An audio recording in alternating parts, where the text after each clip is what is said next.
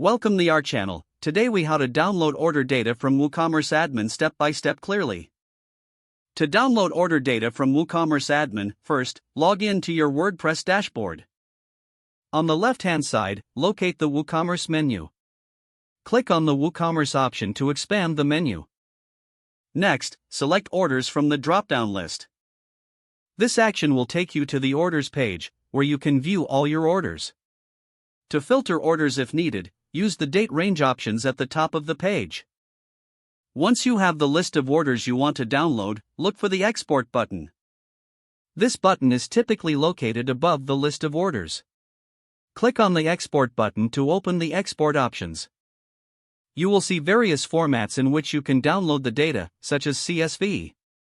Select your preferred format for the exported data. Before proceeding, you can adjust the export settings, such as which order details to include. After selecting your options, click on the Generate CSV or Equivalent button. Your browser will automatically download the file. Open the downloaded file to verify that the order data is complete and accurate. You have now successfully downloaded your order data from WooCommerce Admin. If the page does not load, refresh the browser or try again in a private or incognito window. Make sure you are using the correct email address, then retype it carefully to avoid small typos. If your password is not accepted, use the reset option and create a new strong password you can remember.